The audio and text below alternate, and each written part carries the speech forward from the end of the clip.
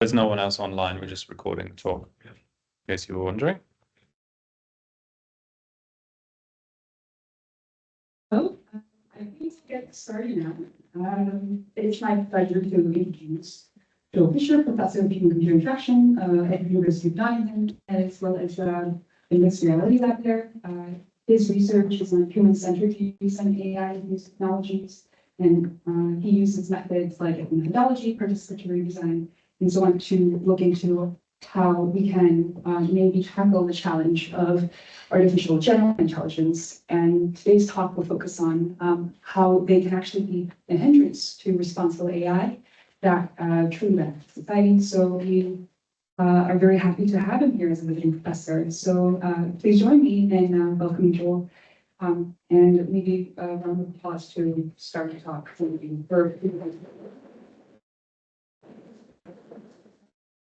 Thank you. I'll use the mic. I'll use the mic until my arms get tired.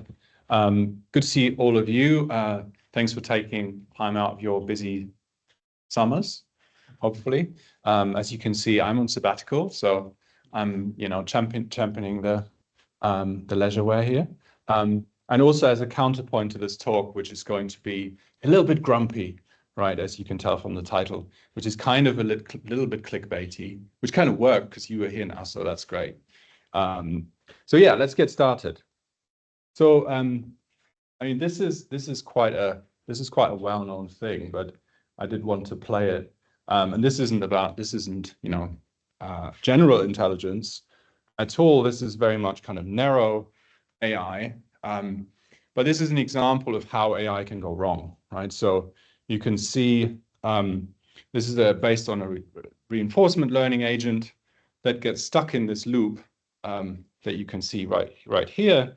But what it does is it maximizes this simple reward at the expense of the long-term goal of actually winning the race.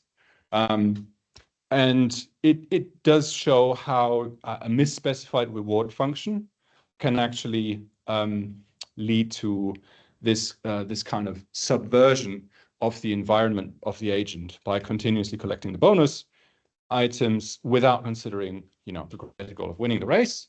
So it does show, is a classic example of kind of showing unreliable and unsafe outcomes of AI.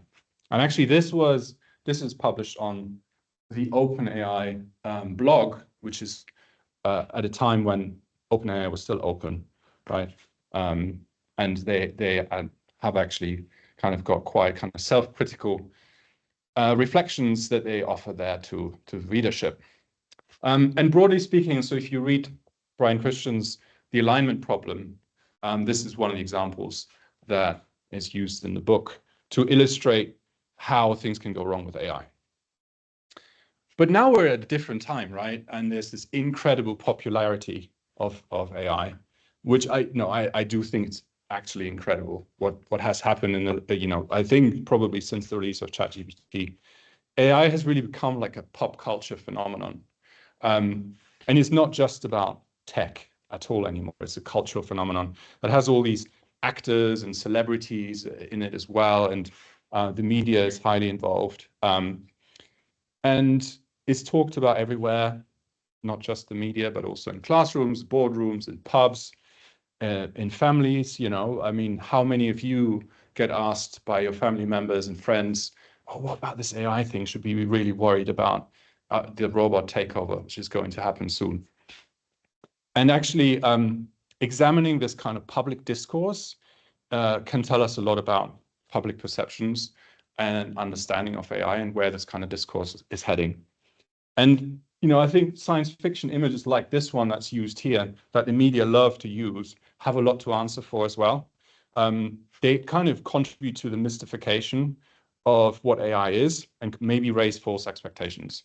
So I'll lean on that in this talk. So what else I'm going to do in this talk is I'll try and answer a few questions. What is artificial general intelligence, or AGI, and why is everyone so worried about it? Then I want to ask or answer a little bit what's in it for whom, and then to kind of get to the point, like, what are the real problems with AI, And what should we do about it? So what is AGI and why is everyone so worried about it?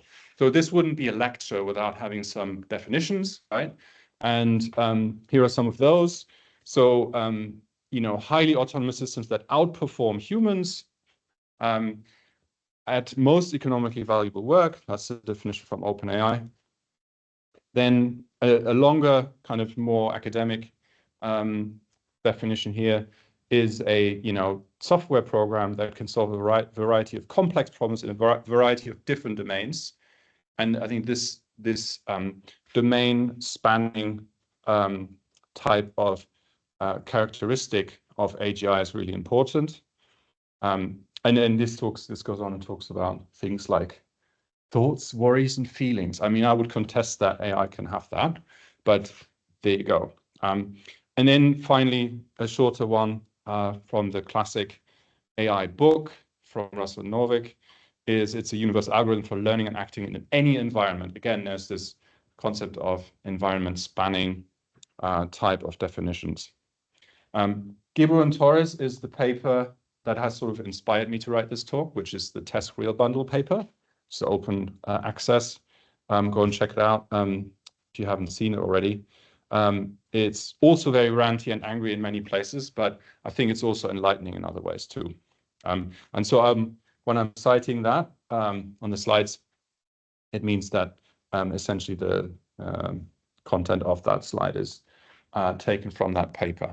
Okay, so who is familiar with Bostrom's paperclip AI thought experiment? Show of hands. Quite a few of you. I'll play this anyways, so you get an idea if you haven't heard of it.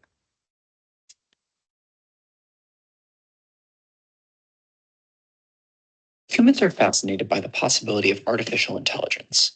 Some believe that advanced AI will signal the end of our most basic problems like food security or needing to work. The more pessimistic among us believe in a Terminator-style ending, where artificial intelligence tries to destroy the human race. But what would a disaster AI scenario actually look like?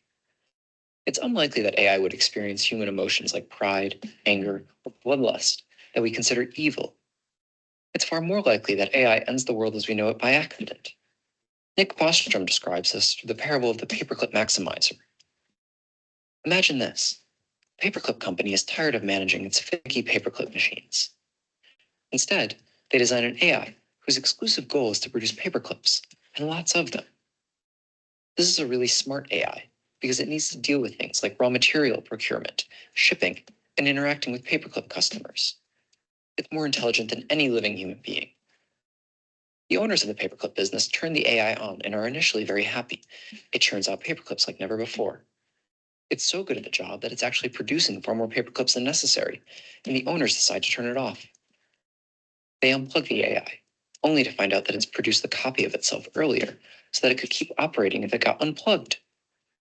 This AI is on a mission to keep making paperclips. Soon, we have a major crisis on our hands. The AI has gone out into the city, collecting all the raw materials it can find to turn into paperclips. Paperclip warehouse is soon overflowing, and the AI has to expand out into the city. It does this with reckless abandon, storing paperclips wherever it can find space. It doesn't feel bad about crushing homes, schools, or hospitals. It doesn't feel any emotion at all. The AI soon ventures outside the city, needing more raw materials and space to store its paperclips. At this point, the whole world is on high alarm, all working together to stop the silly paperclip making AI. The best minds in the world, academic and military, come together to stop it. The AI learns that we are plotting against it and perceives this as another obstacle to its paperclip production. To prevent these simpleton humans from meddling further, the AI releases a noxious gas over the world that eliminates all people. Fully unencumbered, the AI expands around the globe, using up all available resources. Soon the Earth has nothing else left to make paperclips from, so the AI prepares for interplanetary travel. It colonizes other planets in search of more metals to make paperclips with. The AI hums along, blissfully leaving a trail of death and destruction in the universe, caring only for making more paperclips. I think that's enough. On that cheery note, so it is a thought experiment. First of all, it's very important, but actually, a lot of the rhetoric and hype at the moment around kind of existential threats really kind of comes back to this. This type of idea that this is how AI can kind of get out of control.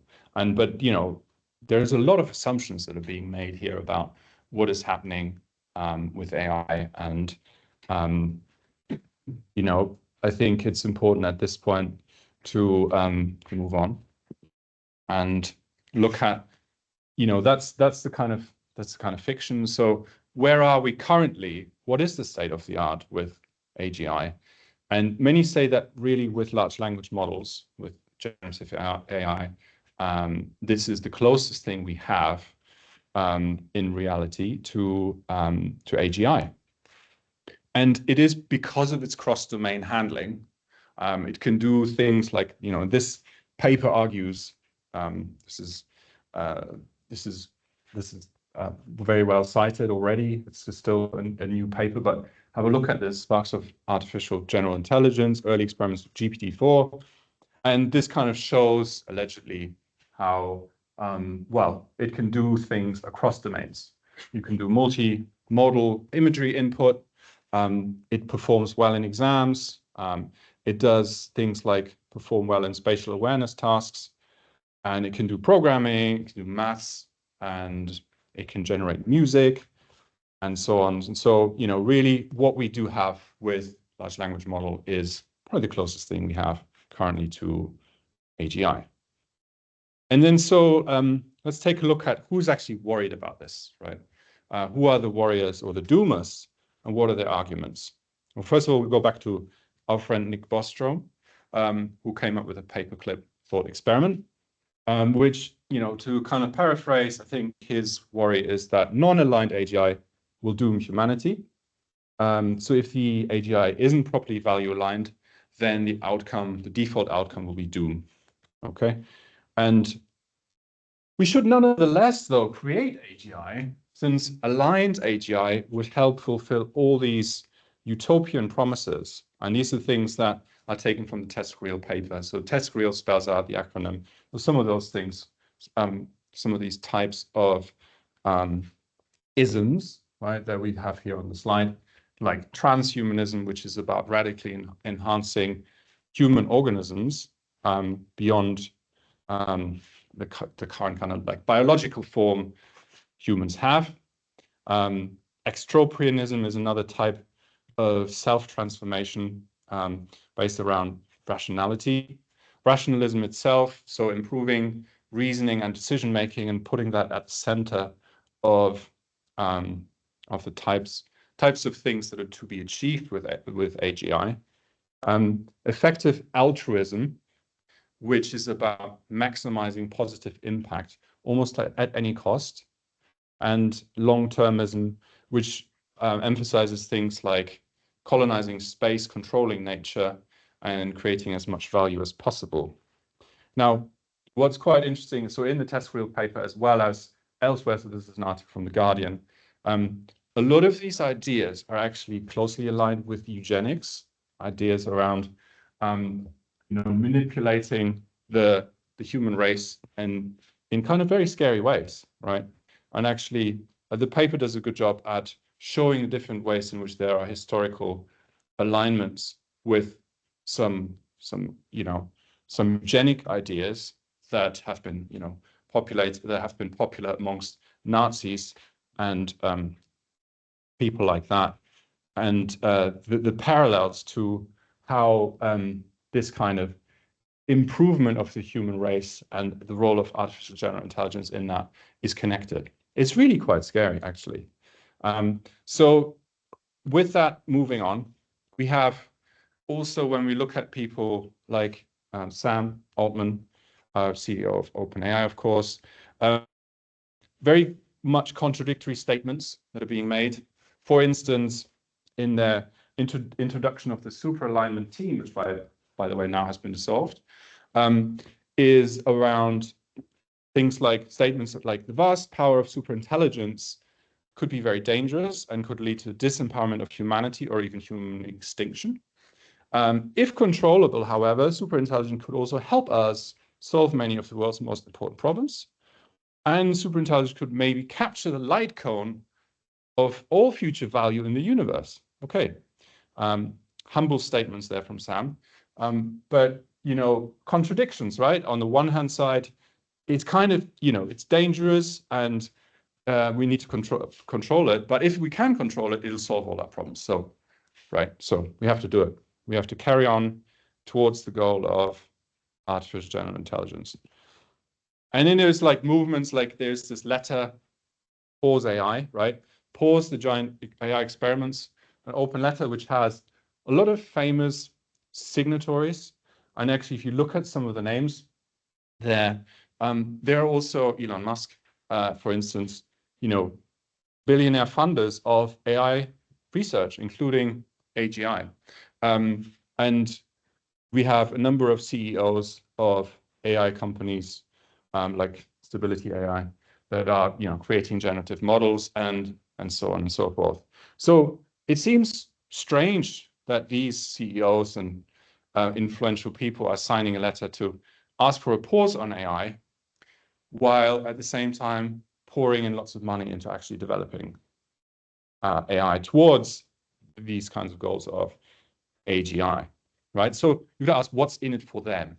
Why are they doing this? Okay, so start with the Future of Life Institute.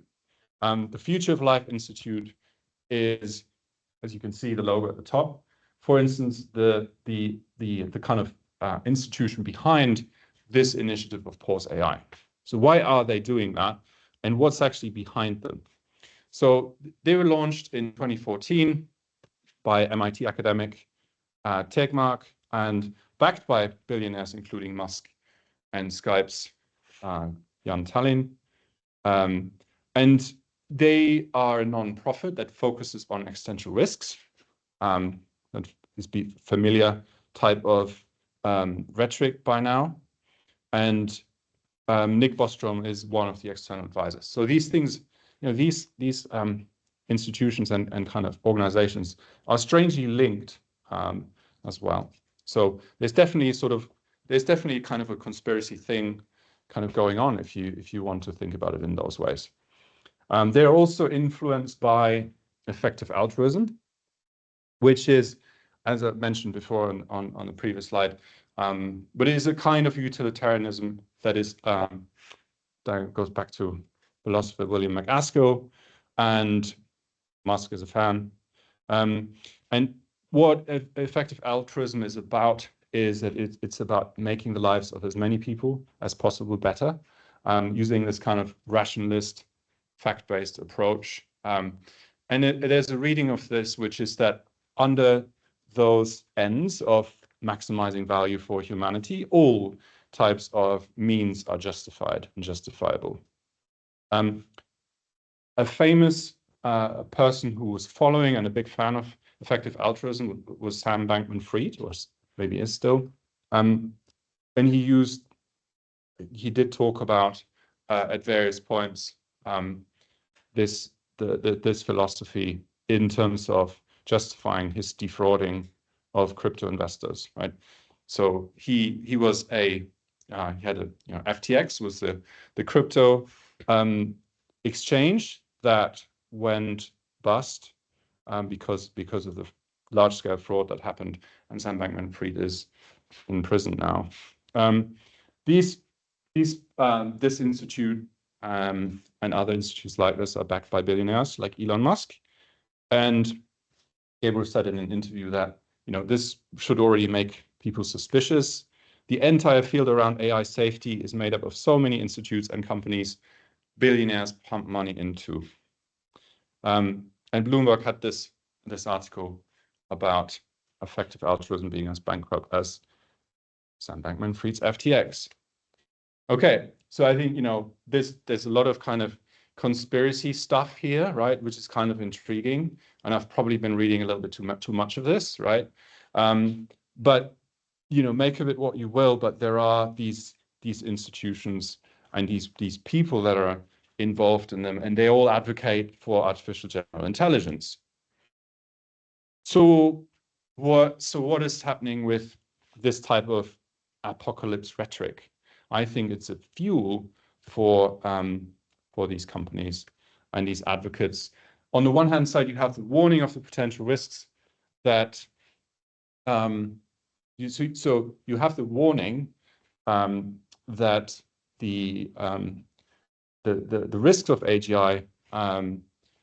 So you have the warnings, and these warnings themselves fuel rounds of fundraising, okay, for their companies that because they develop safe AI, and they're the only ones that can do that.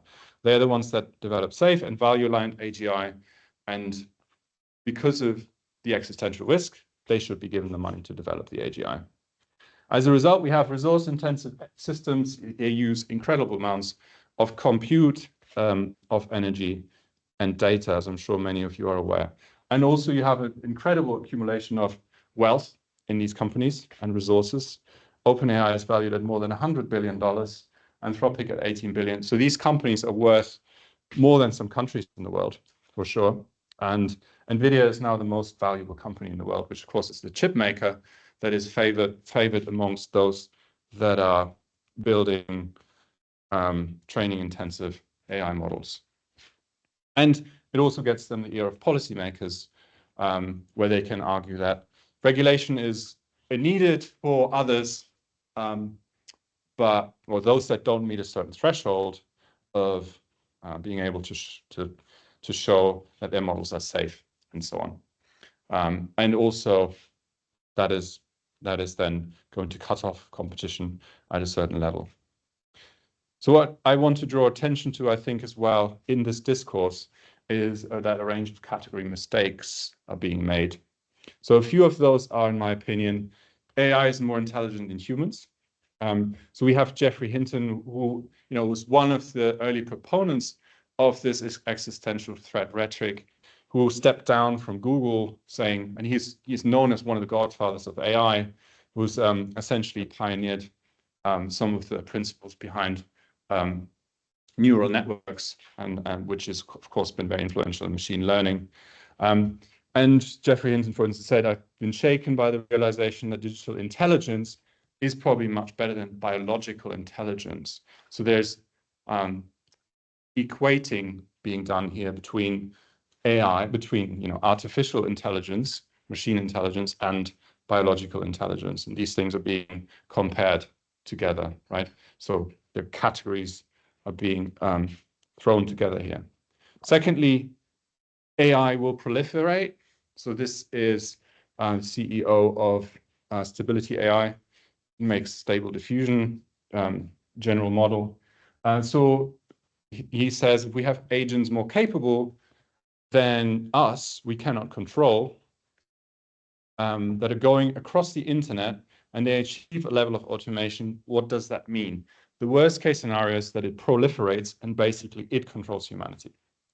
Okay, so we have some other things going on here, which is clearly there's a sense of agency being imbued in the agents, right, that are just going across the internet, and they seem to be able to make their own decisions and proliferate, something that is really, the verb to proliferate is something that has been reserved for humans.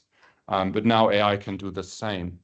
AI can basically procreate and reproduce, something that has been reserved for humans.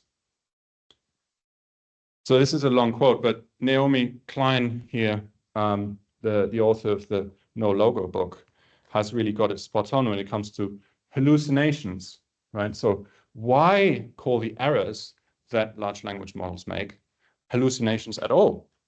Why not algorithmic junk or glitches, which would be more technical descriptions, right? Well, hallucination refers to the mysterious capacity of the human brain to perceive phenomena that are not present, at least not in conventional materialist ways, by appropriating a word commonly used in psychology, psychedelics, and various forms of mysticism.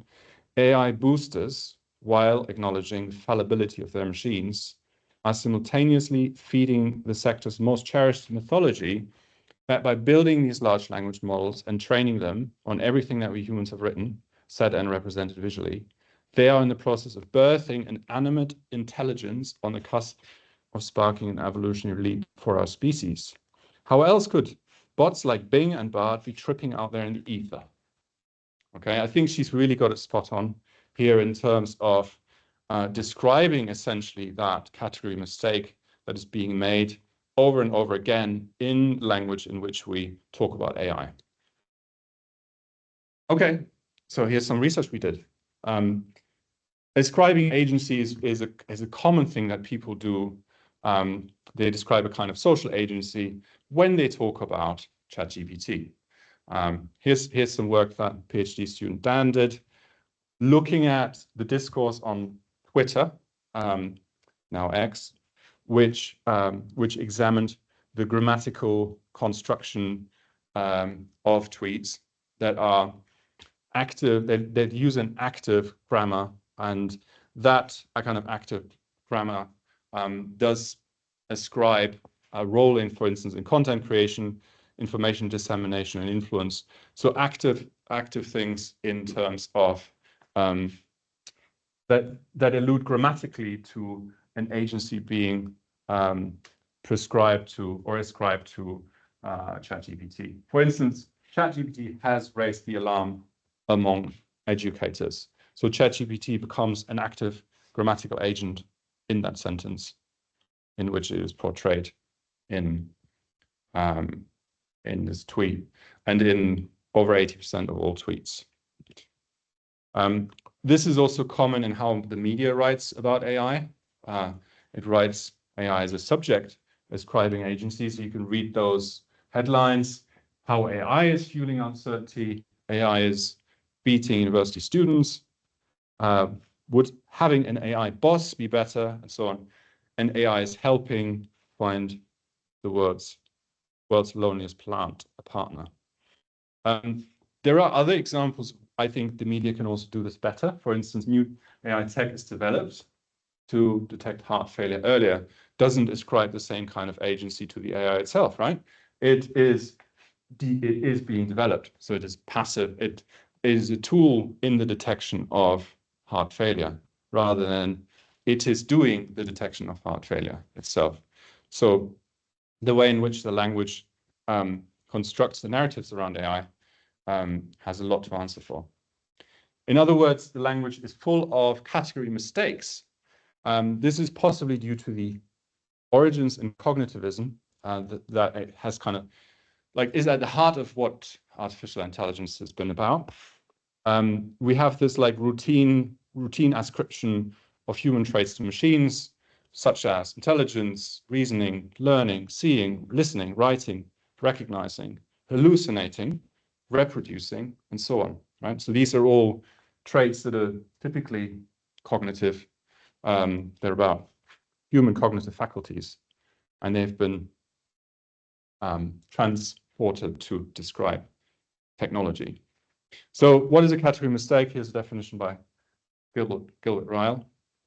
It is an error, or that is a semantic or ontological error in which things belonging to a particular category are presented as if they are belonging to a different category, or alternatively, a property is ascribed to a thing that could not possibly have that property. So I think that's what we're seeing a lot with the language about AI.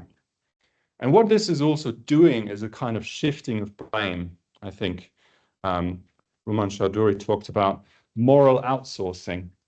And the quote from this article, The Guardian, again, is, "You would never say my racist toaster or my sexist laptop, and yet we use these modifiers in our language about AI. And in doing so, we're not taking responsibility for the products that we build." Right? So in other words, the language in which these things are being talked about or can also be used to shift blame away, responsibility away from those that are developing the AI. Okay, so that's where we are with category mistakes and AI. So what are the real problems with AI? And there are people that are at the heart of the development of AI, like Minha Lee, who is, of course, the founder of ImageNet and a very famous professor who has, contributed to the advances of AI substantially, and also has just launched a company that has already been funded with, I don't know, billions of dollars already in 4 months. but says rightly that we cannot pretend AI is just math and equations. I view it as a tool, and like other tools, the relationship is messy. Tools are invented and by and large to deliver good, but there are unintended consequences, and we have to understand and mitigate their risks as well. And of course, there are many problems that we are well aware of. The welfare surveillance system violates human rights was a ruling by the Dutch court about 4 years ago. I'm sure many of you remember that. And you know, this is a very current article on 26th of May in the BBC about someone being misidentified as a shoplifter by facial recognition technology. And so the same types of problems where AI is used to make judgments about people are still happening. And we've known about the problems with AI for some time. This is a famous work that has looked at the use of AI in criminal justice system in the US. 2016, this was published. Risk assessment tools like Compass, which are used very widely in the justice system in the US. I don't know how much they are still being used now, but certainly were at the time, are used to look at and predict the likelihood of reoffending. And this research shows how this was biased against Black people. Only 20% of people predicted to reoffend actually did reoffend, and Black people were actually wrongly labeled almost twice the rate to reoffend than white defendants, right? And so you have these, what this, I think this research shows is the structural inequality, which means that factors like poverty, joblessness, social marginalization are correlated with race. So the prediction algorithm didn't take race into account, but you have these implicit correlations of these types of factors that are implicitly correlated with race, and thus you have discrimination against or racial discrimination on the basis of these types of correlations. Similar in health, it came out in the same year, looking at another risk assessment tool used in medicine, used in health, where Black patients were assigned the same level of risk by the algorithm. Black patients assigned the same level of risk by the algorithm were actually sicker than white patients. And the authors estimate that this bias reduces the number of Black patients identified for extra care by more than half. So it has a significant impact on the actual healthcare decisions that are being taken. And when they dig into why is this occurring, it is occurring because the algorithm uses health cost as a proxy for health needs, right? So less money, historically, less money has been spent on the care of Black patients, again, because of structural inequality and historic inequality. And thus, if you look at health cost as a proxy, your algorithm is then predicting that the needs are lower, right? So what they suggest is that no longer using cost as a proxy for needs eliminates the racial bias. And again, it's not because the original risk assessment tool used race as a predictor, but because of these implicit correlates of, in this case, historic health costs to predict health needs, okay, which is biased against Blacks. Okay, so we have this type of work that's shown where the biases are. Now, zooming fast forward, by a few years, we have, for instance, this seminal paper on the dangers of stochastic parrots. And I think stochastic parrots are still pretty much the best way to describe what a large language model is. Actually looking at, some of the issues around large language models and the training data behind it, which I'm sure many of you are very well aware of. These large data sets based on text from the internet that are being used to train these models overrepresent hegemonic viewpoints and encode bias is potentially damaging marginalized populations. It averages across the mean, right? It's a probability distribution, and therefore the type of language and statements and sentences that are being overrepresented are the ones that are likely to be reproduced by the language model, statistical probability. Generally, large language models, as per their training data, therefore encode biases that exist in societies, such as gender stereotypes. And this has also been well researched in the kind of machine learning community and the NLP, the natural language processing community, that has looked at things like word embeddings, which have made it possible to compute similarity between different concepts in language. And since 2016, these types of issues are well known. Ownership is erased, of course, and this is very much on people's minds right now. We have things happening like the Times, the New York Times suing OpenAI and Microsoft over the use of copyrighted work. Current practices of training data collection are predatory, right? I mean, ChatGPT, OpenAI aren't going around asking for permission. They will just use whatever is available to train their models until they're told that it's unlawful, probably. So there should be kind of lawsuits and so on. Outcomes from those should actually be making a difference in future. It's unclear whether there is copyright or intellectual property infringement. These things are still being hashed out in courts right now. But if you look at things like Creative Commons attribution, which Creative Commons license, which requires attribution, right? You must give appropriate credit, provide a link to the license, and indicate where changes were made. And that's kind of currently how things on the internet kind of work. There's these licenses, and you can use stuff, but there's a license attached to it, and you must give appropriate credit, which is not possible the ways in which most language models work. Although, of course, changes are being made all the time. So this is a very much changing feast as well. Okay, skipping forward. So the aforementioned cross-domain capabilities that really, some people say, make things unsafe. An example was, for instance, Meta's large language models Galactica, which has been described as being able to do things like summarize academic papers, solve maths problems, generate wiki articles, write scientific code, and so on. So it's clearly kind of describing cross-domain capabilities. It was then 3 days later actually produced very harmful texts that had content about the benefits of suicide, eating crushed glass, anti-Semitism, and why homosexuals are evil, right? So you have inherently problems with cross-domain capabilities that make things unsafe.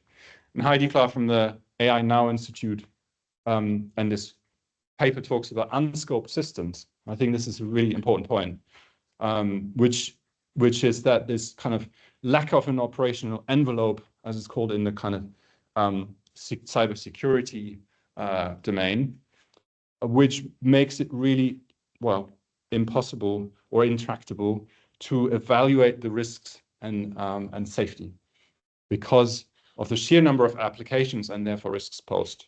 So if you don't know what it's for, how can you evaluate whether it's safe and whether it's exhibiting expected behaviors, right?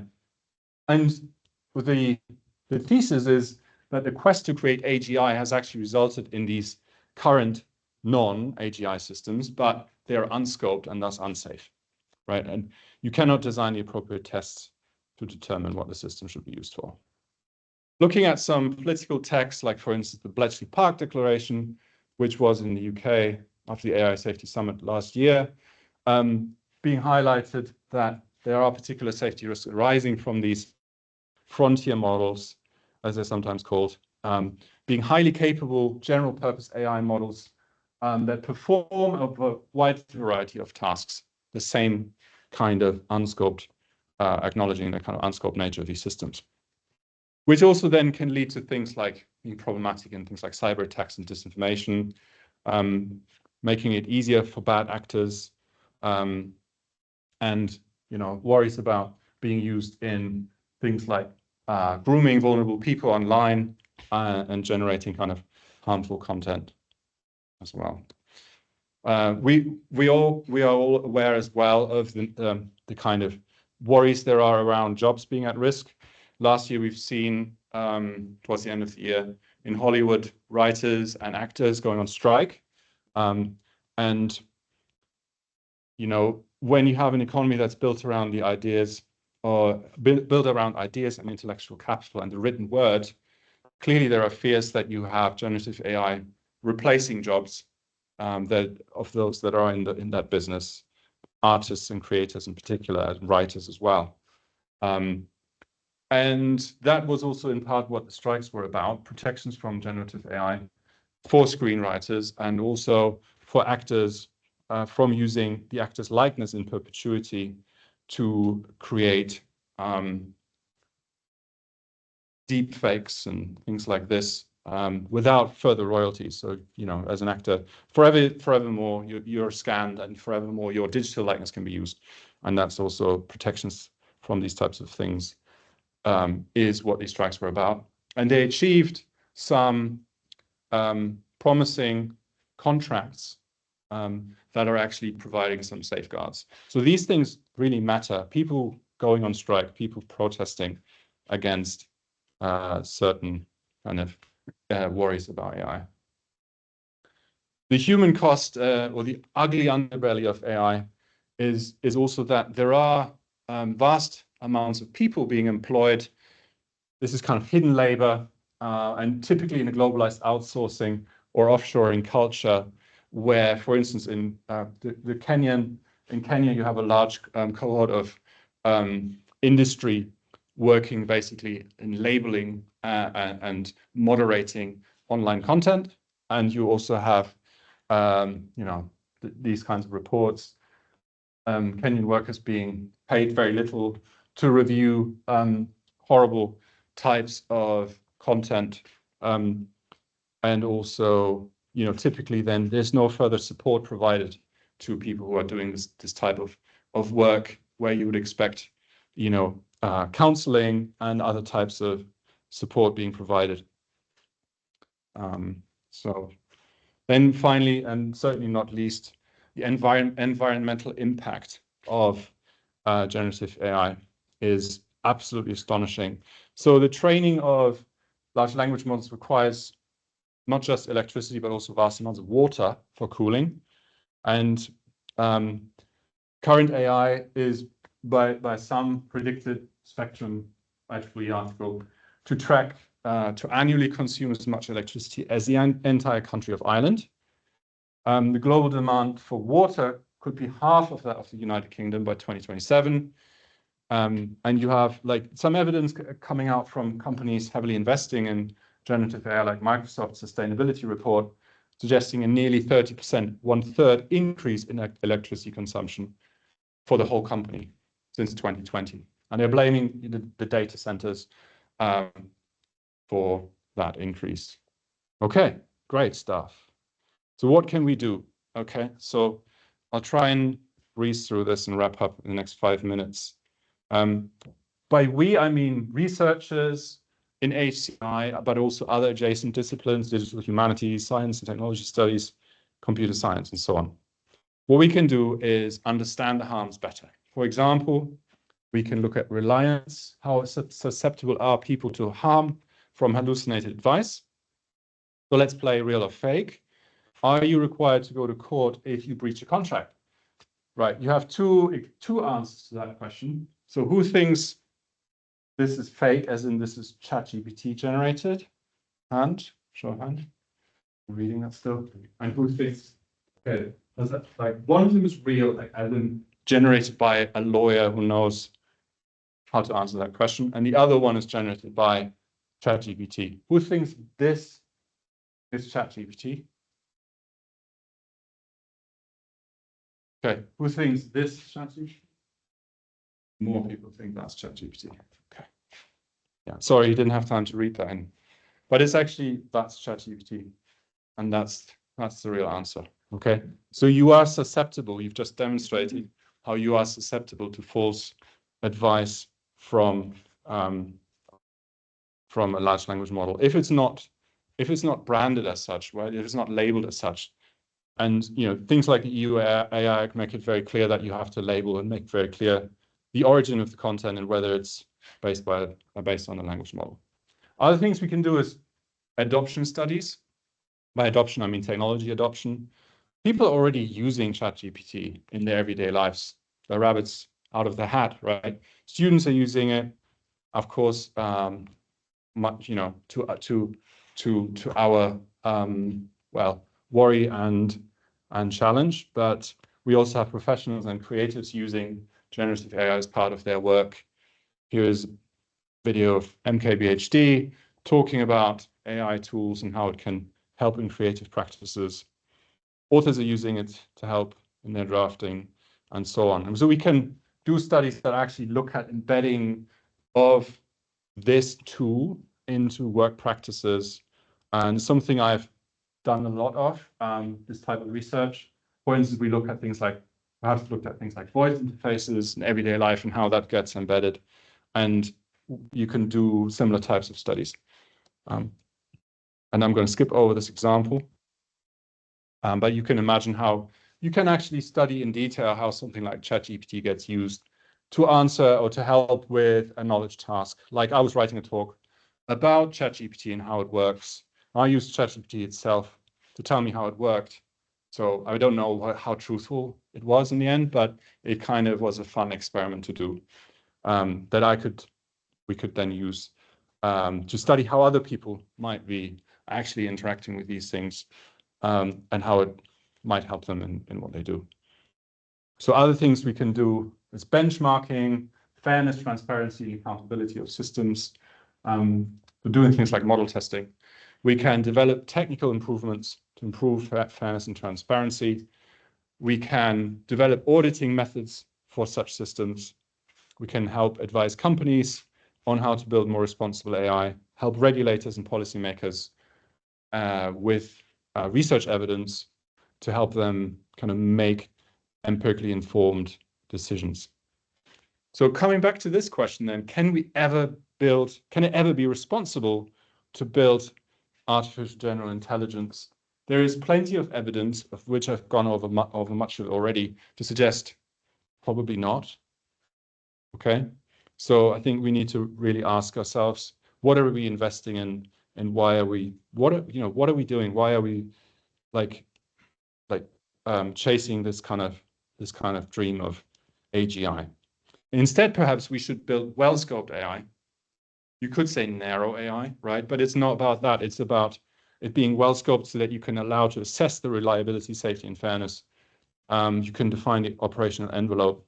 You can do things like this would be able to allow us to do things like understand the right specifications of expected behavior, and allow for testing, understand it, and divergent operating conditions and what they are and so on. And do things like allow for experiment that are designed to test whether the functionality has construct validity. So does it actually faithfully portray how it's supposed to behave in the real world? And in summary, so what have I talked about? I've talked about how the quest for AGI creates unscoped systems that are unsafe. At the moment, these are largely the kind of language models that we see, the large language models. The purported existential risk is what that's meant to read, is actually a distraction that funnels billions of dollars into the pockets of those alleging to build safe AI. And this also fuels some confusion, I think, in the public discourse around AI. See this, the bit on category mistakes. And actually, in the meanwhile, the real problems and opportunities as well around AI don't get enough attention, funding, and resources. So there's a lot of work to do for us as researchers, from empirical studies to technological development, to advisory work, to working with regulators and policymakers. Thank you very much.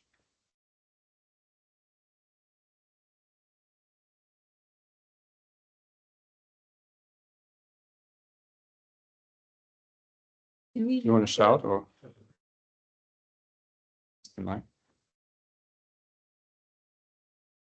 So much was very interesting. I really like the listing of the risks, in particular at the end, and also some of your recommendations I thought were very helpful. I wanted to ask about the middle point about the category mistake. Yeah.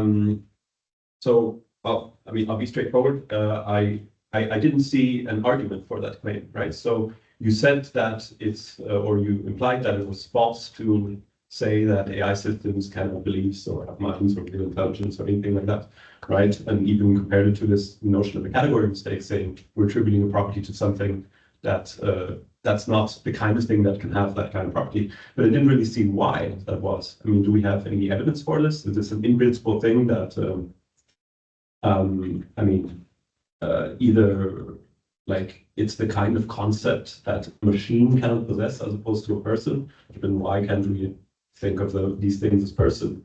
I don't know, maybe you can elaborate a little bit there about your reasons. Coming from someone with background in cognitive psychology and so on, this is definitely a good challenge. So I think I think that the language is there, right? You wouldn't disagree that there is the ascription of what typically we know as kind of cognitive faculties, described as cognitive processes, to AI, to technology, right? Starting with the term AI itself, artificial intelligence, right? And I think that it can be fun to, and I think that's probably where it started, is like as a kind of fun experiment to talk about AI and how things can be equated. And that could be a fun thing to do for people who are developing AI. Oh, this is like a neural network. We're going to build an artificial neural network and so on. But I think that then leads to confusion and false expectations. And I am a big fan of trying to kind of like be as dry as possible in describing what technology does. So I think we should talk about computationally intensive statistics and not artificial intelligence, for example, but it doesn't sound as sexy or appealing, does it? So, but I think it's like, what is the work that's doing, that language that we are using to apply to AI? And I think it could be problematic in some ways and has led to all these hype cycles we've seen with AI over the decades. It's been going on for already. So I think it's not helping the cause. I'm not against AI. I think there's some fantastic opportunities, of course, with it, and it can really help with solving some real problems. But to get it right, I think the language we use could be more well considered sometimes.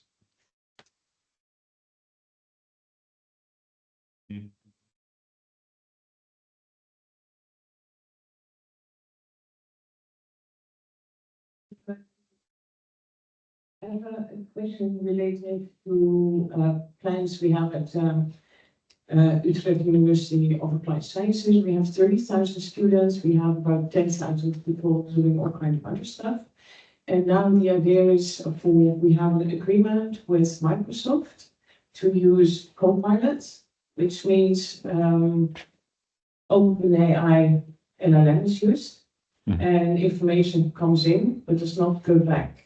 Yeah. And the idea is we will have two tenants, one for students, one for the other people. And then the system can learn from whatever documents are being put into that system. I thought maybe you have some suggestions on, because it will of course be unscoped, probably not in domain. Maybe it would be, you had some advice. Well, I think it's the same at many universities. I'm also aware that University of Nottingham is working on some of these agreements. I think the details matter in like what's happening with the data, like you say. It would be problematic if anything students say to the system, that data is then being used to retrain the systems, which might might inadvertently mean there's some intellectual property theft or loss that's occurring through that. So universities need to obviously safeguard against that. So details matter a lot. And then I think the other thing that needs to happen is much more testing of the safety of these types of systems. So benchmarking the fairness or accuracy, depending, and also being very clear about what the systems can be used for, right?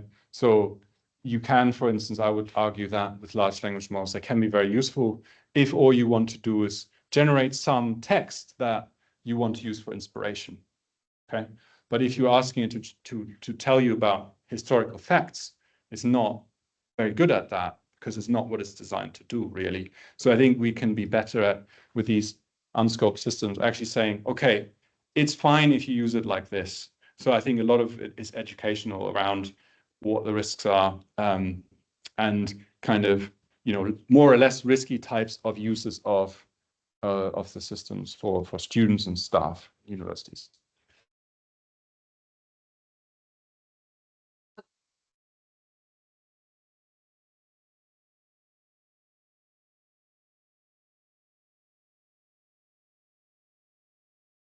Yeah, thanks. It's was wonderful talk. Thanks for the setting out the risks and ethical issues. I want to push on that a little bit because you ended on this question: is it even ethical to try and develop AGI? Which I think you imply the answer might be no. Many of the risks that you outlined are already current risks in terms of not even AGI, just of large language models. Resource costs, environmental issues, exploitation of workers, and so on. So just to push back that question at one level, is it even ethical to develop these kinds of unscoped systems, let alone to, say, implement them at universities or in our workplaces? Mm. Yeah, it's a good question. I think, yeah, there's a lot of challenges that need to be addressed there. And I think, I mean, what I was trying to say is, I guess, is that actually we got to this point because this quest for AGI, you know, we got to the large language models thing and this kind of idea that it can do everything, you know, if you just know how to prompt it right and input, and there's all this, there's prompt engineering stuff that's coming out now. So yeah, I agree that I think there is a lot of problems with large language models as they are currently. But there's also, I was trying to make the point, you know, that with AI, there's a lot of other classic AI, machine learning classification, right? There's a lot of problems to do with discrimination and in the use of, I think, particularly problematic where you use AI to judge people, whether that's predicting risk of reoffending or predicting, you know, treatments. You know, you're making judgments about people, and I think wherever you do that, it's really risky to use AI to make such predictions. And yeah, so I think yes, the quest for AGI has really got us to a point where there's a lot of problems with the way things are currently.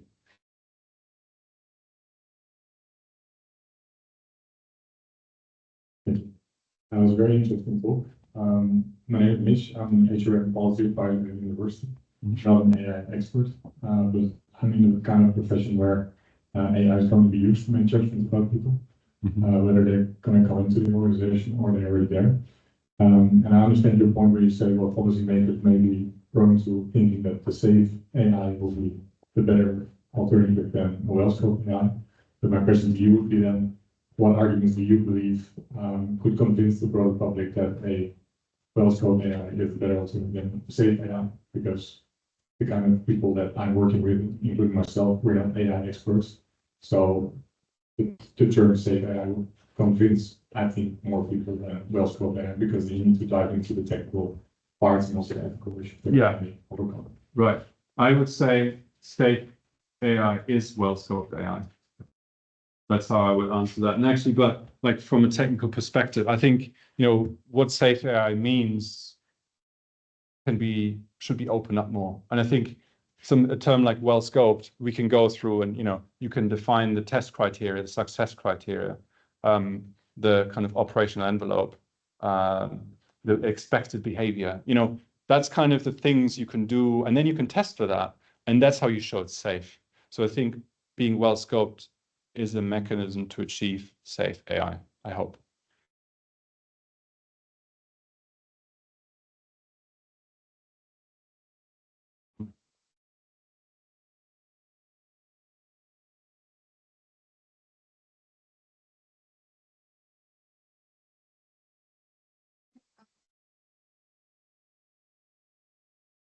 Talking about Asia and also just put down in the position of thinking, how can that even be functionally possible with this force of development that we are facing?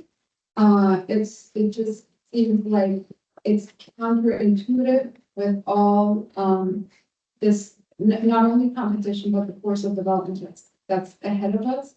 And the second is kind of like this argument, not quite a number of people have been making, that AGI is just not really this moment in time that we wake up and all of a sudden the term AGI sort of appears on the horizon, but it just goes with this force of infrastructural AI. The more we go through that quote unquote ubiquitous way of folding it into the infrastructure, the more we get closer to what's called AGI, whether we want to make a fiction out of it or not. And then the second also question, sort of building up on what Carlos has just said about this idea of like assigning agency to AI and whether or not that is something we want to go forward. Do you differentiate between, let's say, an agent system that AI would be, or a tool that doesn't have that kind of capability at all? That we refer to sort of this breaking point of agent systems and all the technologies that sort of are categorized on the other side. And if so, then, I mean, the work from Lucy's assessment, et cetera, but do you think of this sort of assigning some agency to automated systems as something possibly legit or not?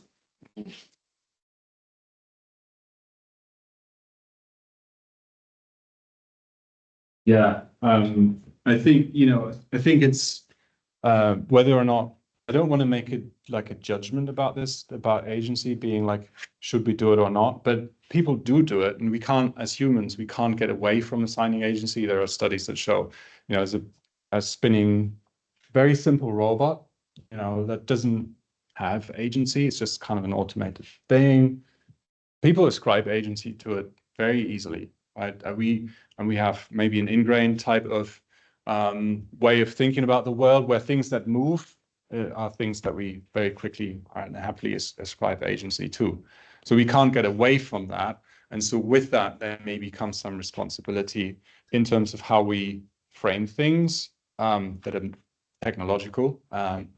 And, people will still ascribe agency to it, but I think those that are driving the narratives around technologies could also help the point about the media and how media portrays and talks about AI, because I think the media has an educational mission, as do universities and other types of actors. They could be more responsible or think, kind of like more through how they portray things. And yeah, I think portraying AI as tools that help people do things, jobs, different types of important tasks like diagnosing and things like that, really can help. So I think, I am a proponent of, talking about AI as a tool, and looking at how it fits into human practices or disrupts human practices as a tool, and kind of not losing sight of the humans that are building the systems, deploying them, using them, are being affected by them. I think that's the important part when we think about responsible AI, right? It's kind of bringing the agency back to the humans that are using the technology, which may or may not be, software agents themselves. But yeah, not, I think, bringing it back to the humans. And I kind of forgot your first question already, so maybe we'll take it in the pub. Yeah.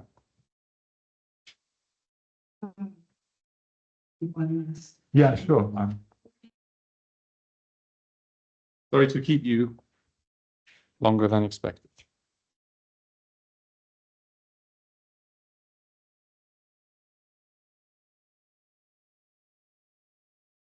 And compare the artificial intelligence to human intelligence.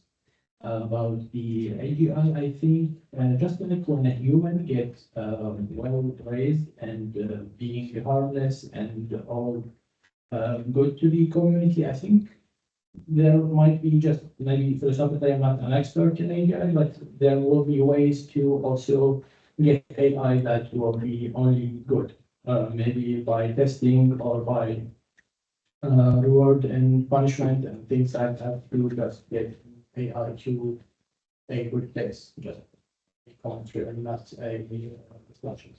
Okay, thank you. Like this one. I can. Yeah, I mean, I think it's back to that point about scoping, and maybe the types of things you explain are ways of scoping. I think the important thing is to be able to test that it is safe and that it does behave as expected and so on. And whatever the context of the AI is would change how you might go about that practically, and what kind of techniques you might use to show the expected behavior. Yeah.